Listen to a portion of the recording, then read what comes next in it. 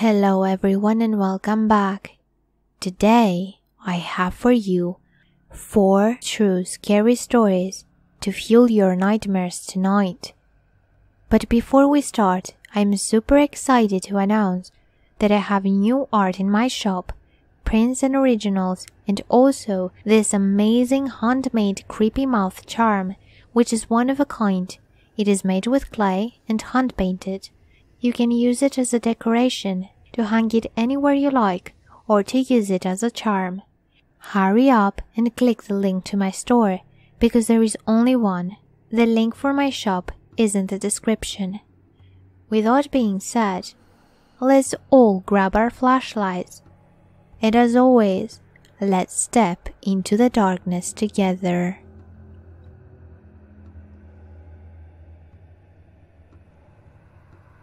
We'd been driving around Texas for a while. Clayton, Tom and I had recently graduated, so we had no destination. We were just there to dig around and create some memories until we had to snap back to real life. At one point, Tom had gotten into a heated bar fight. The police were called. Although he hadn't gotten any charges, the cops pretty much warned us that we weren't welcome back in the area. Fair enough. We decided to tone it down a bit. That's when we started planning some shit that would not get us potentially stopped or arrested. We all settled on the paranormal. That stuff was just so interesting, you know? I guess it really preys on that fear of the unknown that the human psyche implicitly holds, stimulating some kind of fucked up rush to the brain. Anyways, we were in the market for some spooky shit. We looked around and did some research, but no potential destinations popped out at us immediately. They were either too far away, sounded boring, or sounded like an absolute made-up horseshit. It wasn't until we found ourselves at another obscure bar near the other end of the country where something truly interesting popped up, and couldn't stop ourselves from talking to all the locals. In one of the conversations with a construction worker, we brought up the fact that we were looking for some paranormal thrills. Everybody's got their stories around here. Let me guess, you went to some shitty abandoned barn somebody claimed had a little ghost girl, I found nothing, and now you want something real. Not exactly, Clayton responded. We haven't gone anywhere yet. We're looking though. The man nodded. Well, I've got something for ya.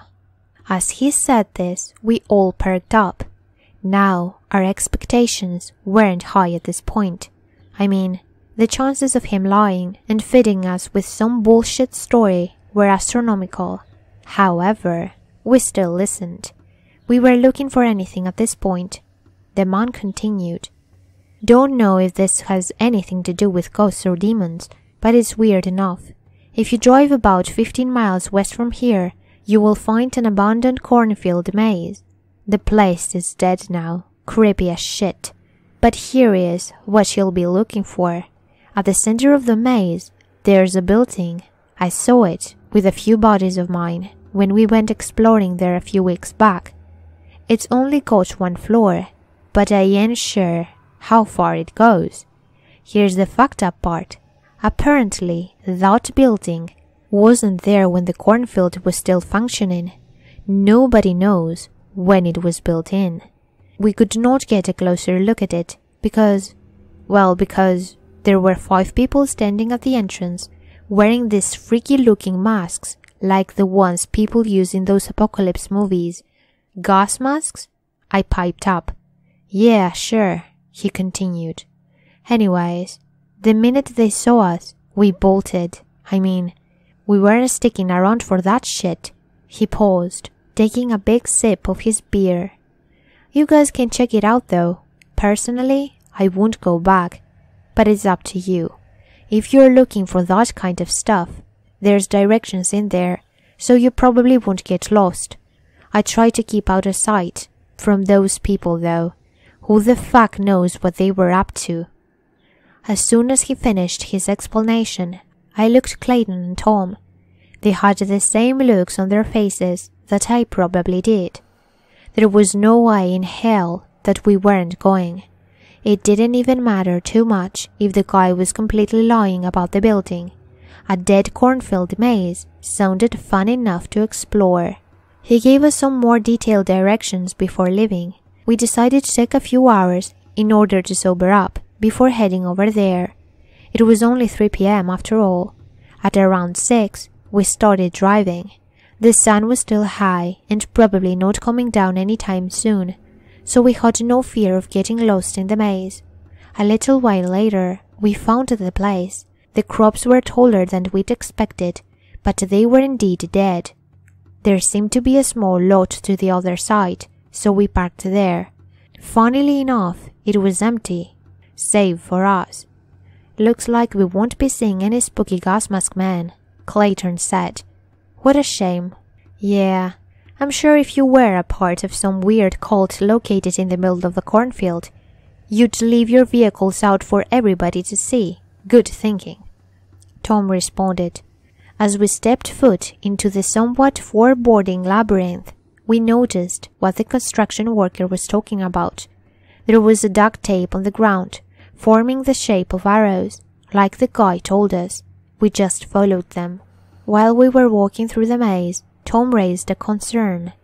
"What if these arrows aren't actually leading us to the center?" "The fuck are you talking about?" I responded. "Well, think about it. This is the easiest way to rob somebody. That guy didn't seem a little bit sketchy to you? What if we're being lead directed to him? Where he's waiting with like 6 other guys or something?" "Yeah, I don't know, man," I told him. "Sounds like paranoia to me." In retrospect, what he was saying made a lot of sense. However, that should have been a way better outcome than the one we actually got. "Don't worry about it," Clayton piped up. He then lifted up his shirt to reveal a small revolver strapped to his waist. "Dude, what the fuck?" Tom flinched at the sight. "Gun laws in Texas," he smiled. "Just in case, you know." "Whatever, man. You don't wave that shit around. Jesus Christ," Tom retorted. Although my own initial reaction was one of a shock, I couldn't help but feel my nerves calm a bit, knowing that Clayton had the weapon.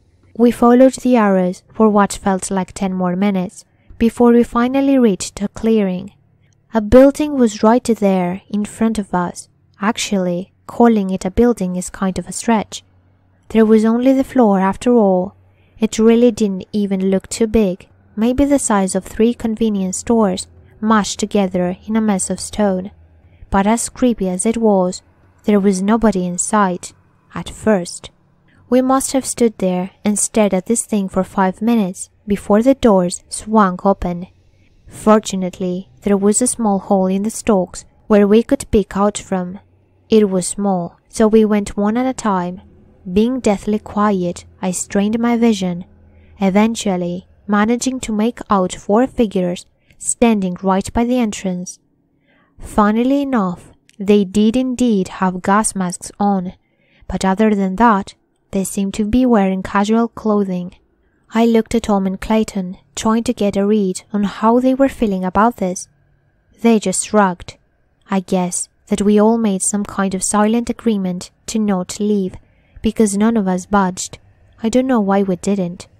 Looking back on it, there were so many things that were obviously wrong with that situation that we had put ourselves in. However, I suppose that adrenaline makes you do a lot of crazy shit. We must have waited in the maze for about an hour before the gas masks people left. They didn't go inside, however. They went around to the sides of the building and disappeared from view. We waited for about 10 more minutes, but nobody came back. "Let's go," Clayton whispered. "Are you kidding?" Tom barked back. "So you're telling me that we waited here for nothing?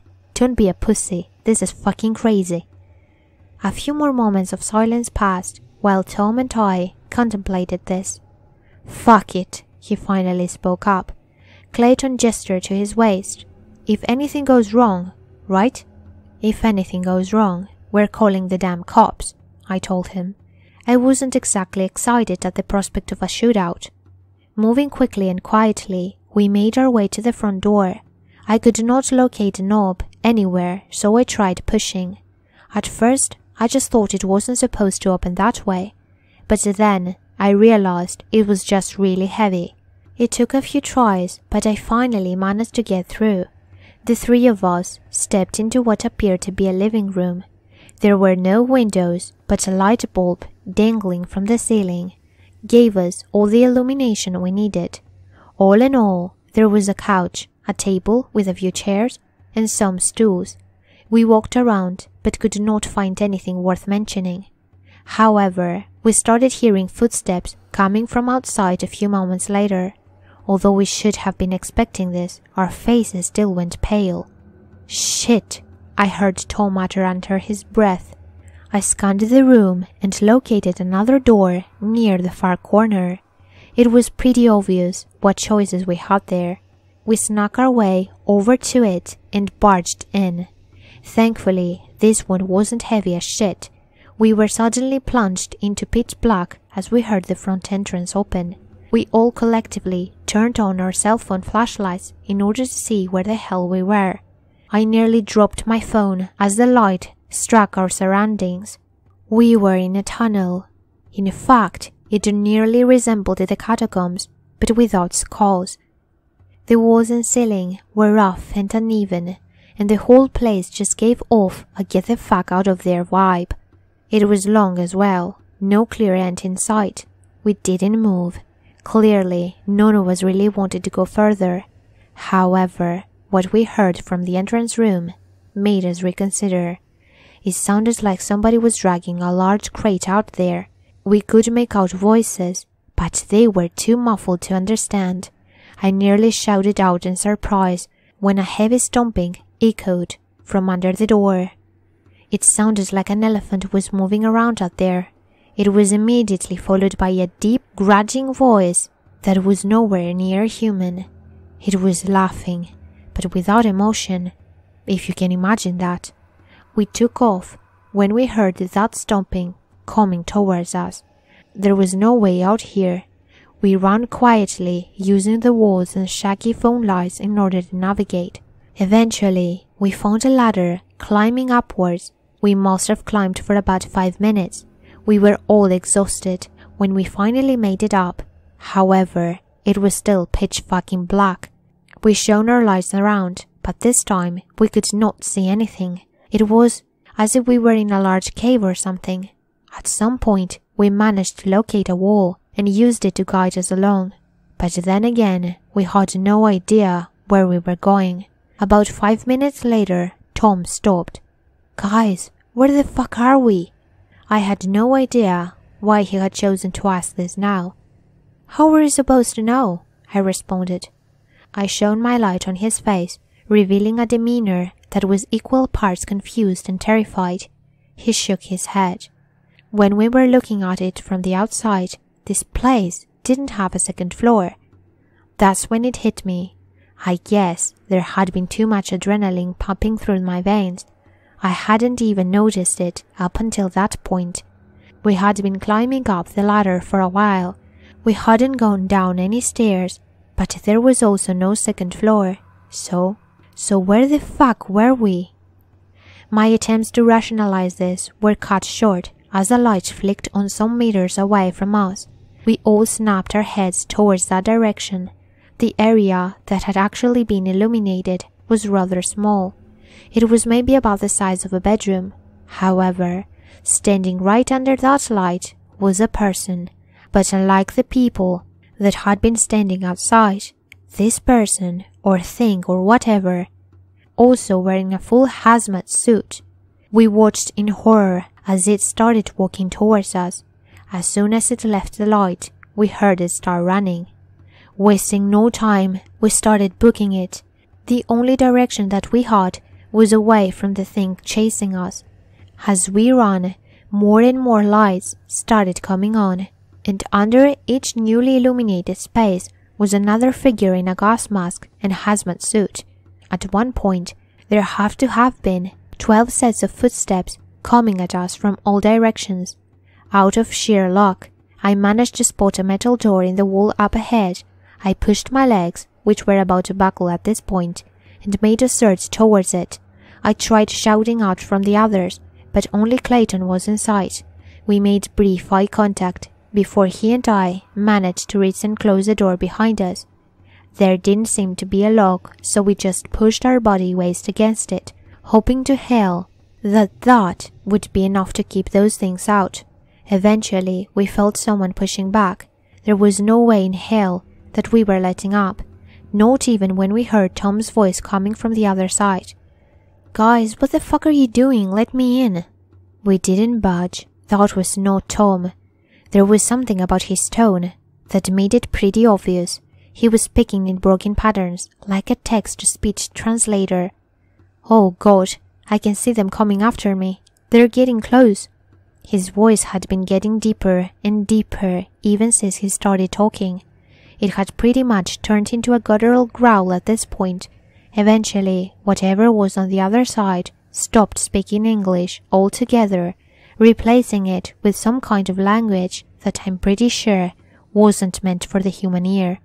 It was making noises that made my brain feel like it was about to explode.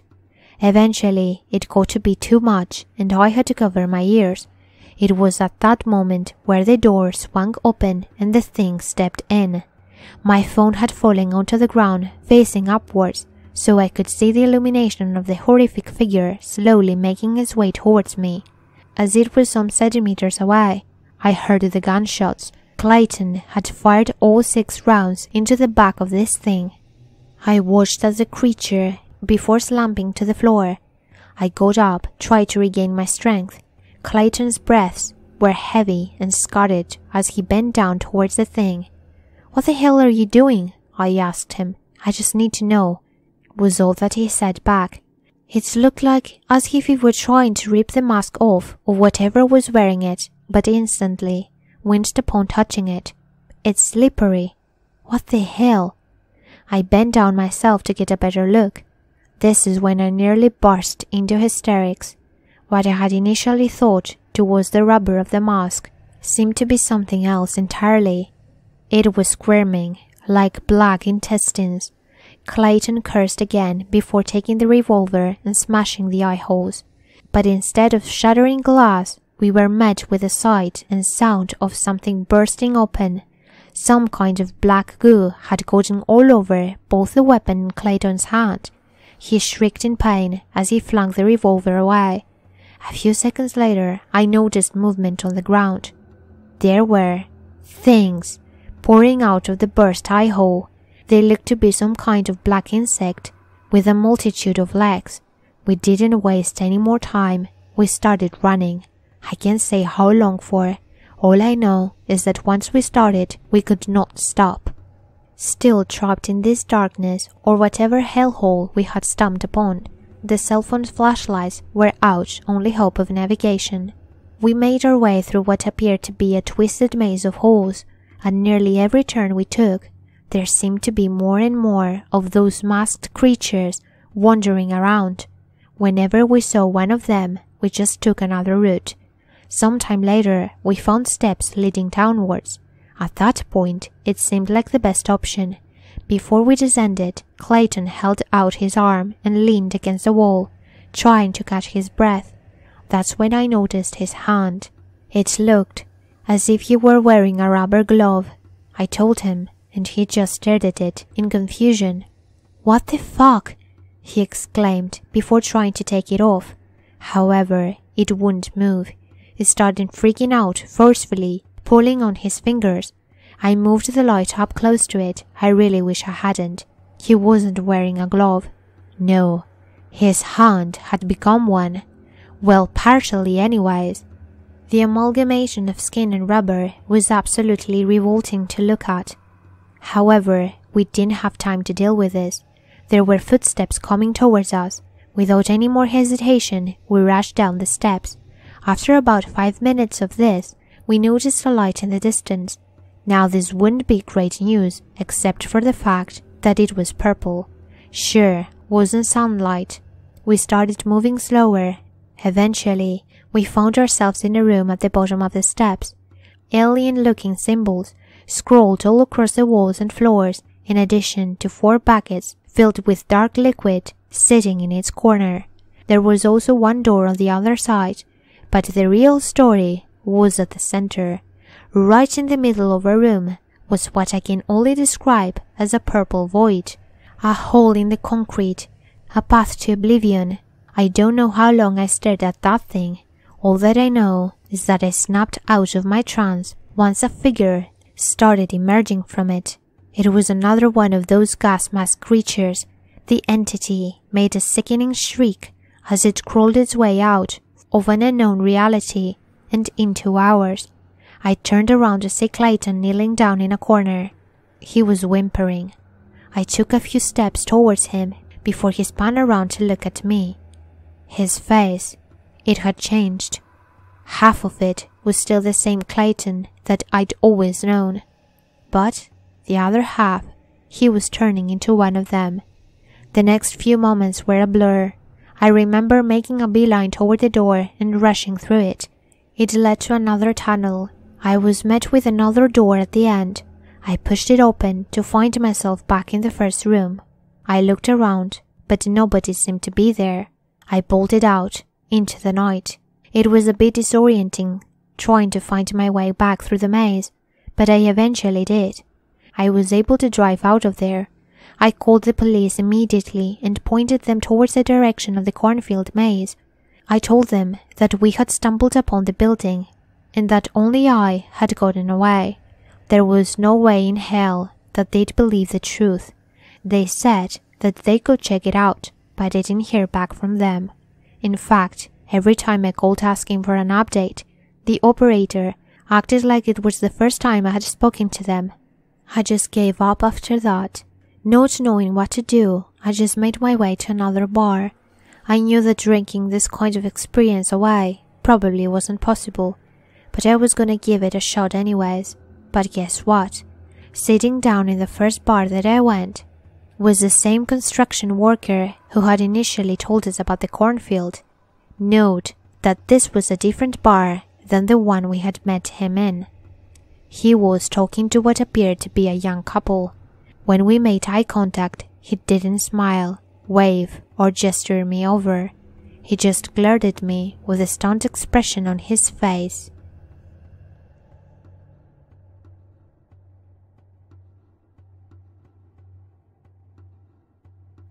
I don't think I am going to make it out of here. The night started out fine. My cousin's wedding, you see. We had spent all day putting up decorations, folding napkins that people would hardly notice, shit like that. The wedding itself was beautiful. Tearful vows were recited.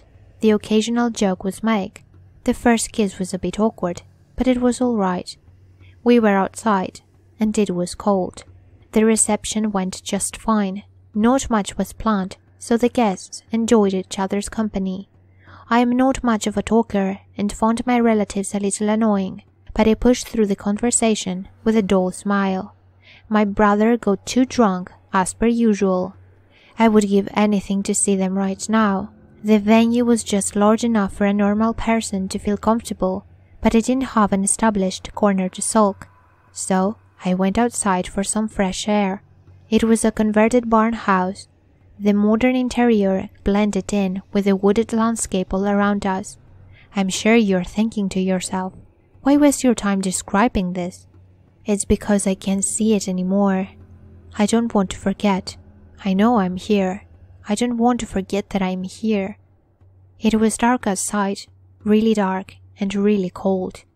The only semblance of light and warmth came from the barn, but I needed to be away from it. I liked the air outside. I felt like I could breathe better. There was an outhouse a little ways away from the building, perfect for a quiet respite. I did my business and played on my phone for a bit, nothing too exciting due to a lack of service. As I finished up and washed off, I felt a low grumbling. Not heard. Felt. It was subtle. As soon as I walked out, I was overcome with a deep sense of dread. I scanned the area, widening my eyes against the darkness, and saw only a faint outline of trees. The barn was not there. I did a lap around the outhouse and found nothing. As I reached the entrance of the outhouse again, I began to walk forward. Maybe that rumble I felt caused a power outage. It was certainly dark enough, right? With each step, I felt the night closing in around me. I didn't feel heavy, but I knew I was surrounded.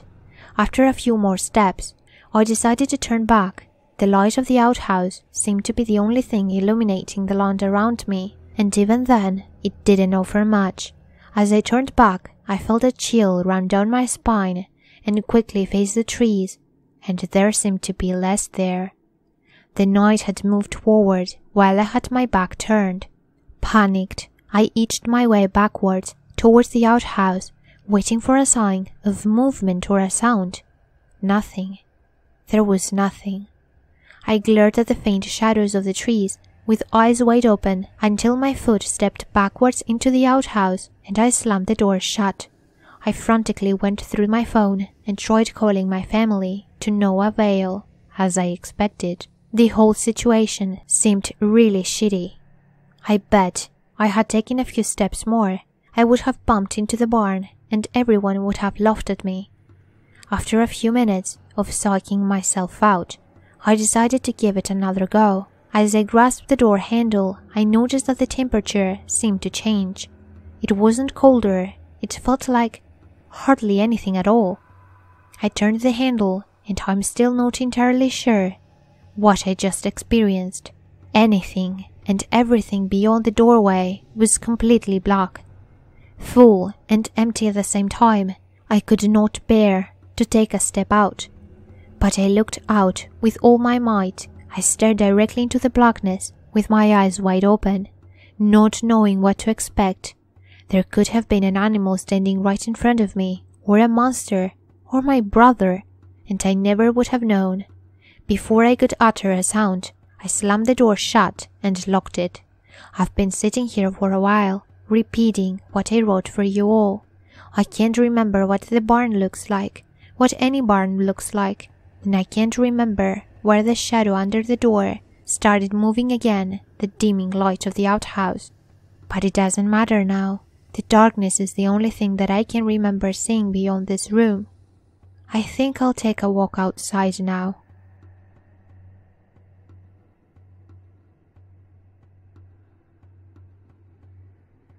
I quite enjoy listening to police cutters on my day off. After reading through quite a few of the stories on No Sleep, I can tell that I'm not the only one. Like many of you, I have also heard my fair share of weird and unsettling information over the police scanners, but only one ever really unsettled me, to the point that I considered turning off the scanner for good.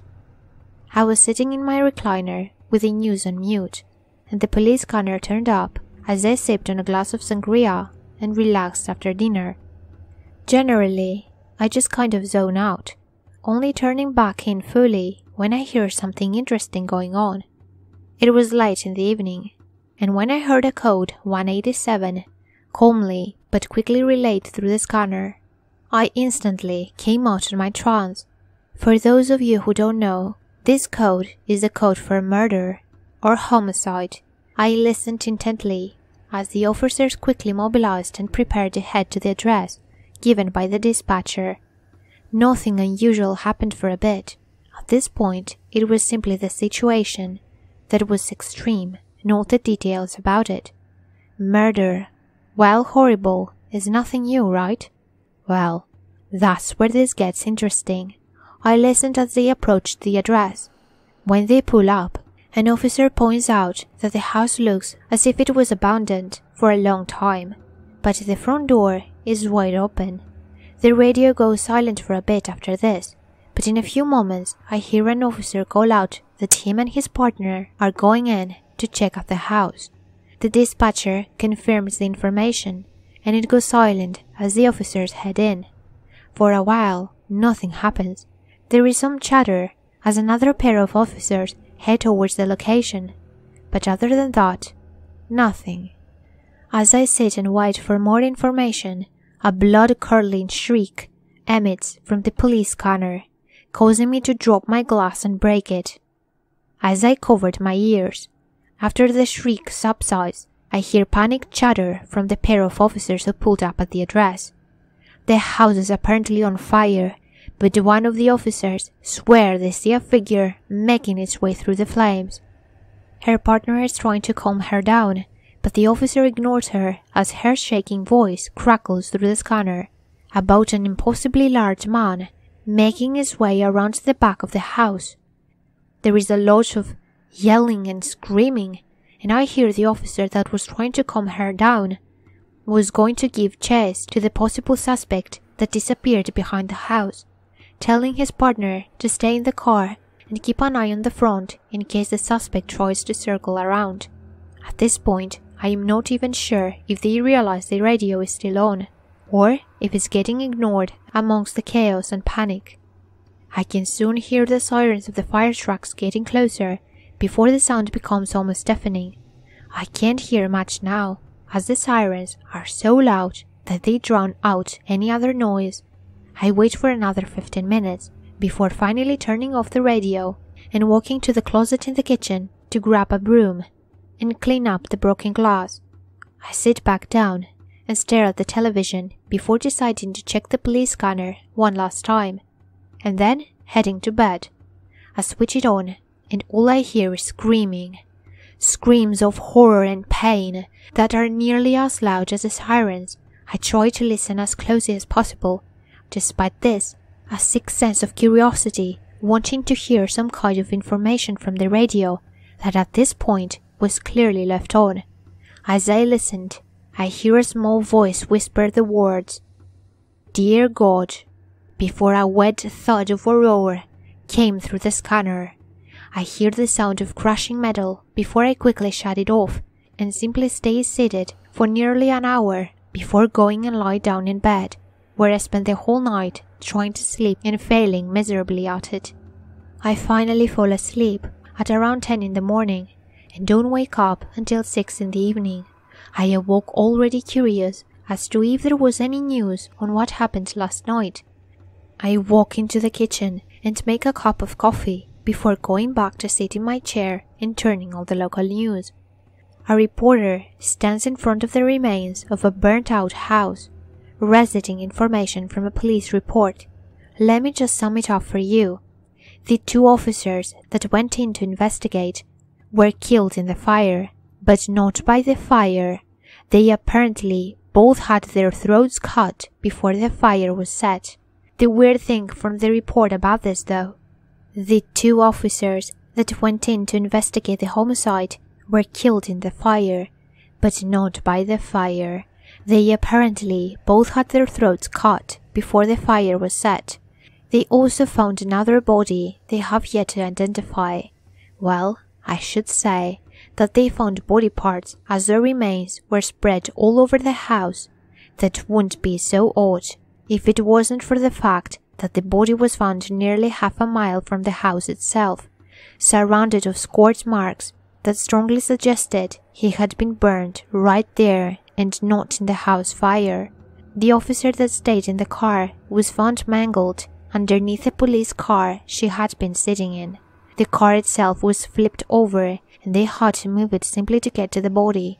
Hers was the only body that had no burn marks whatsoever, something that still continues to perplex me. All of that was disturbing and creepy for sure, but honestly, that is far from what scares me. Whatever or whoever was there that night was never found. The police searched for days. On top of that, I was the only one to hear the screams and roars. No one else listening to the police scanners that night heard anything but silence, as the radio had been broken long before I heard all but the first shriek. That is what truly keeps me from sleeping.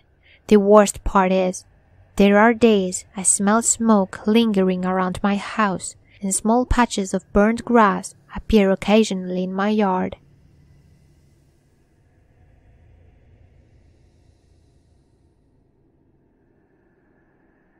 I guess I should start off saying this. Working at a gas station is easy, especially if it's one in the middle of nowhere. And as a college student, it's not too easy finding a job that pays great and that super quiet customer was. I'm not a lazy person, but if given the opportunity to put something off, it might just be done later. I think the best work is the work done later by someone else. The name is David, by the way. A lot of people call me Dave, for short. It was around 1 a.m. I couldn't quite remember when the people just stopped coming for the night. It's almost always midnight when things start to grind to a halt. I'm supposed to lock the pumps for the night because of recent people trying to quickly fill up and dash away. However, my boss was tired of having to send someone out to unlock the cover and relock it after. As long as money is made, then everything is fine. It isn't even a lock, just a flimsy meat cover for the pump that provided the same amount of security as kissing a scrape of a knee. I considered looking it regardless, since he wasn't here, and I figured that nobody else would come by. But knowing the boss man, he would somehow figure out that I was locking it and get me in trouble for losing potential profit. I think it was around 3 a.m. when a couple of kids came in. They went to the back, checking the other aisles to see if there was something, presumably to fuel their adventure. The only problem I had was that the back was the only place I couldn't see and would actually have to walk over if I suspect trouble. A couple minutes passed and they still hadn't come back from the last shelf. I started to walk over when I heard a car pulling up. I was split between taking care of a new customer or making sure the boys weren't fooling around. I decided to walk back to the counter and figured the kids would come up when they were ready.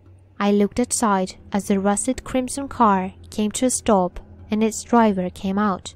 They went to the pump and stopped, not even pulling it from its slot. I moved from my stool and went to the door, opening it slightly. I was greeted with the sound of crickets and the wind swaying the grass. "Excuse me, sir, do you need help?" My voice seemed to carry much longer and further than I had meant. I was given no response and felt that that was an answer to my question. He or she would come and ask me if they needed anything. I already was neglecting the till, so going out and helping would be pushing it by far. I returned to my old post and sat on my stool, waiting for the kids to come up. Minutes passed by, and the store was almost as quiet as the outside. The silence was all interrupted by the hum of the old fan. Surely the kids had found what they were looking for. It doesn't take long to find a Pepsi or some chips to fuel your mission to see the sunrise. I was getting uneasy.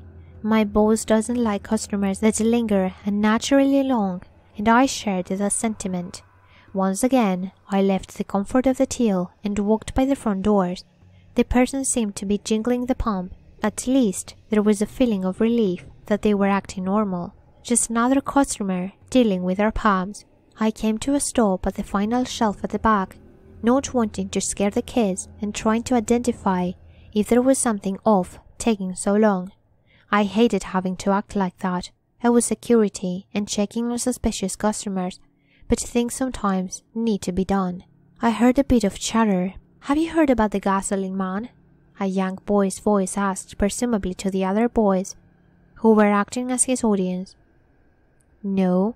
"Is he scary?" another voice piped up. "Yes, and I'll tell you why," responded the storyteller. "Back when this station was being built, some old hobo that wasn't hurting nobody died after he got in a fight with some of the guys that built places, and he accidentally fell and pulled a hose with some gasoline, and next thing you know, he went up in flames. They say it was 'cause how hot it was when they were fighting.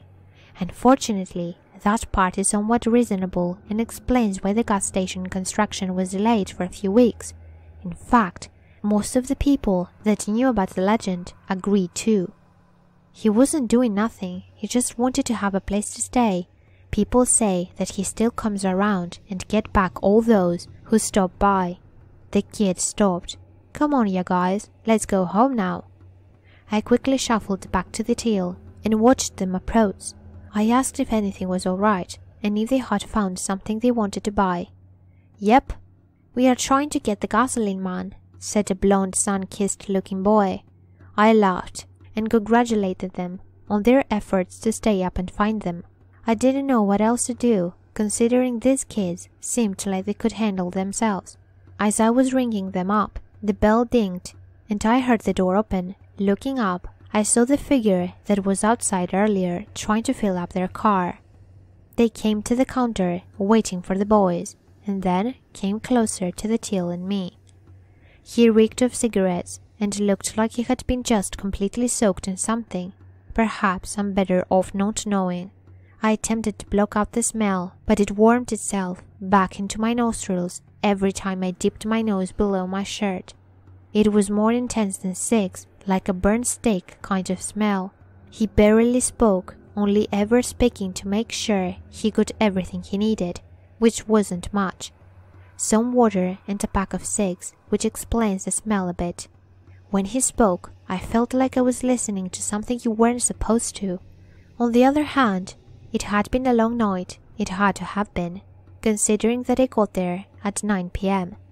I looked towards the clock after ringing him up. In red digital form, it read 5:12 a.m. Lovely, only an hour left till I could go home. I returned my gaze back down and noticed that the man hadn't moved much. In fact, he seemed to be moving closer. "Excuse me, sir, is there anything else I can do for you?" My question went unanswered, and instead, he grew closer. I moved my hand under the desk to grab the old mallet. "Please step back a little, sir." I unsuccessfully tried asking him. His smell reeked even more, and now I noticed that the kids were poking around in his car. Almost in an instant, I saw him switch from looking at me to dashing to his car. I ran to the till to call the police in an attempt to try and at least get the situation calmed. I looked outside and saw the man roughly grab the tanned boy and shake him. "I swear it wasn't us, mister. Please, we didn't do nothing wrong." The kid nearly screamed at him. I heard this ear-piercing scream, like someone whisked a baby screeching, and nails being dragged across a new chalkboard. I nearly jumped up. This kid was being strangled by this guy, while his friends screamed out for someone. I finally got an operator and told them as much as I could. I hung up fast, despite what they said, and ran towards the kid to help. With a twist of misfortune, I tripped as I was running out. It hurt. It really hurt. I looked down and noticed the ground was wet, slick with a film of something. Whatever it was made getting up even harder.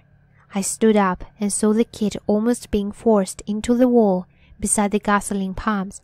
"Mister, I ain't done nothing. I'm sorry," he cried while being pushed into the wall. The gruff man didn't listen and instead pulled him closer and grabbed a pump. "Listen, kiddo, I'm gonna stick your fingers in this, every single one." I ran to him and I nearly stopped as I heard the process and saw the results of it. His fingers started to just pop. I got closer towards the palm, but by the time I got there, his arm was like a bloody piñata. I tried pushing this hulking mass of a man to move, but he wouldn't budge.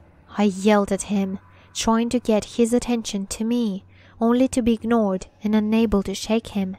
The kids had been reduced to crying and whimpering, too scared to scream. I tried telling them to calm down while I figured out what to do, but my voice seemed to be drowned out and hidden away by the man in front of me. I pushed the man one final time, only to witness the true state this kid was in.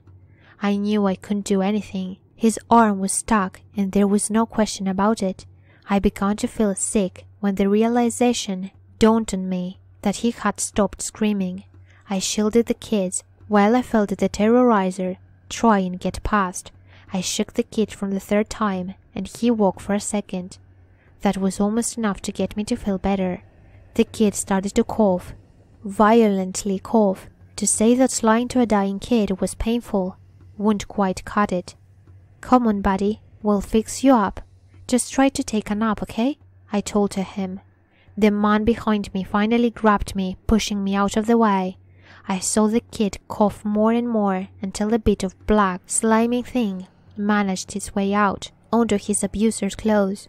I quickly looked at it, and I began to realize that he was spitting out oil. More and more started to drip from the poor kid's mouth. I heard the sound of police cars approaching in the distance, and I hopelessly tried getting to the other kids. They started to scream again about both their friends and themselves as I saw this hobo begin to push them into getting close to the pumps. I pulled on him to get away. Hearing the sound of police sirens come even closer, he turned to look at me. He pushed me, and I felt his entire hands burn. He came closer and he grabbed me. His embrace burned me. It was like I was touching a hot pan. I fainted after only a few seconds of the searing pain. I can't remember much after that. I remember being walking to the side of hospital equipment. I took a look around, pinching myself to catch if I was dreaming. I nearly started to cry as it dawned on me that it wasn't a dream. I lived it. I looked toward my IV bag, and for just a second, I thought I saw a drop of oil. Hey there, and thank you so much for listening. If you like this video, please leave a thumbs up. And if you like my videos and want to see more, subscribe to my channel. If you like to support my art, click the link for my store, which is in the description below. Take care, and I will see you all in my next video.